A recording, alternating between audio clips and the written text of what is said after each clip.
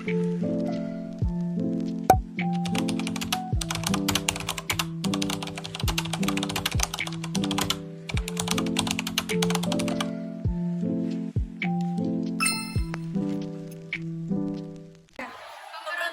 orang Cina.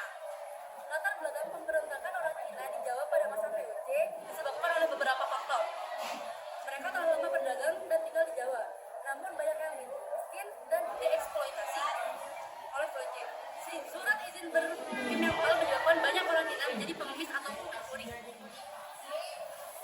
Kebakaran di Batavia pada tahun 1740 memicu sweeping dan pembantaian oleh VOC yang memicu perlawanan di berbagai wilayah, termasuk Jawa Tengah. Perlawanan ini didukung oleh bupati pesisir dan Raja Pakubuwana II hingga benteng VOC di Kartasura yang akhirnya memicu intervensi politik VOC di istana. Berikut merupakan tokoh-tokoh penting yang terjadi pada masa pemberontakan orang Cina. Yang pertama adalah Gubernur Jenderal VOC Adrian Faulkner, dan kedua ada Oi Panco atau yang sering disebut Ki Sapanjang, dan yang ketiga ada Raja Pakubuwana II, dan yang keempat ada Sunan Kuning. Strategi perlawanan, sabotase. Dengan jumlah yang cukup besar, penduduk Cina Batavia dengan leluasa mampu menguasai kampung-kampung di Batavia serta menghancurkan pos dan tentara yang dikirim untuk menghentikan pemberontakan. Diplomasi dengan meminta bantuan kepada bangsawan Mataram yang tidak cocok kepada VOC dan Pakubuwana II. Dampak pemberontakan orang Cina. Yang pertama, trauma dan ketakutan. Yang kedua, perubahan sosial. Geger Pacinan atau yang biasa disebut dengan pemberontakan orang Cina ini mengakibatkan perubahan suku sosial di Batavia.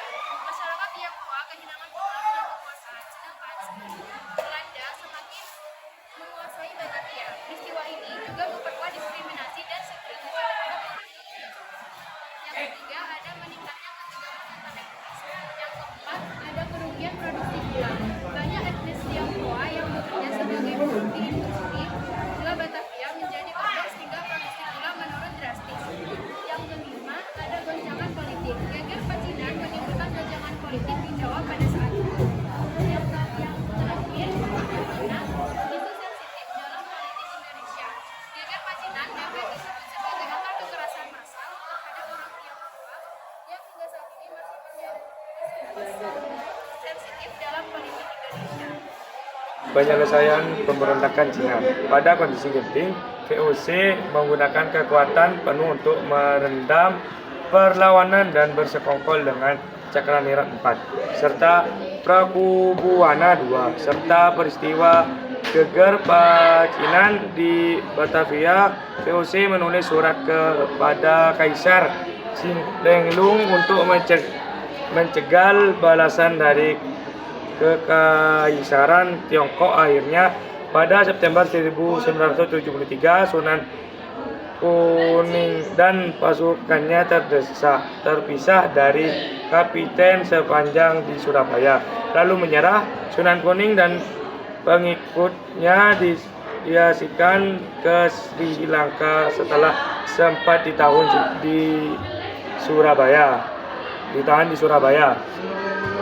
Perang Aceh.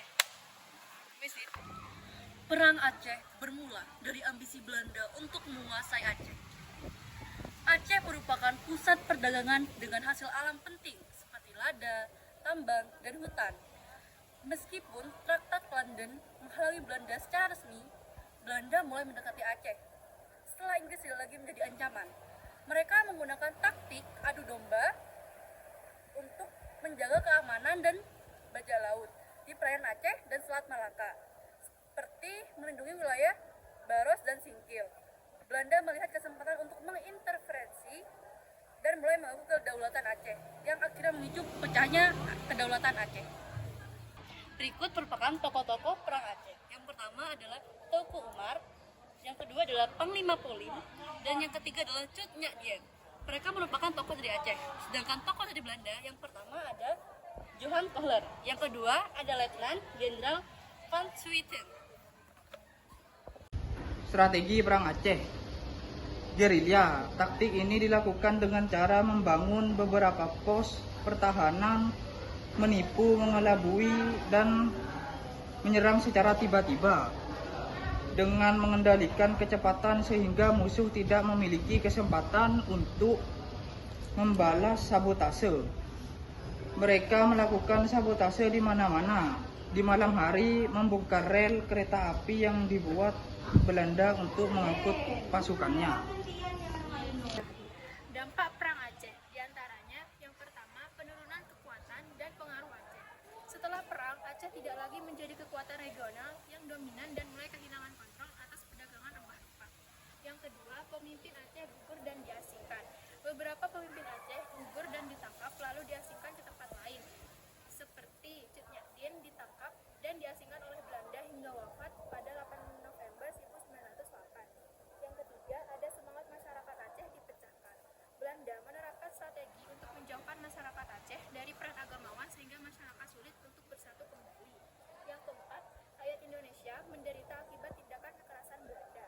Yang kelima, rakyat Indonesia harus tunduk terhadap pemerintahan Hindia Belanda. Penyelesaian Perang Aceh, Belanda menggunakan siasat licik dalam Perang Aceh dengan menyamar melalui Snoek Ranger untuk mempelajari kelemahan Aceh. Snoek menyerahkan Belanda menunjukkan niat baik dan membangun fasilitas umum yang membantu Belanda mengalahkan Aceh. Akhirnya, Aceh menyerah melalui Traktat Pendek pada 1903. Sultan Alauddin Muhammad Daud Shah dan Panglima Polem menyerah, mengakibatkan pembubaran Kesultanan Aceh dan wilayahnya jatuh ke tangan Belanda.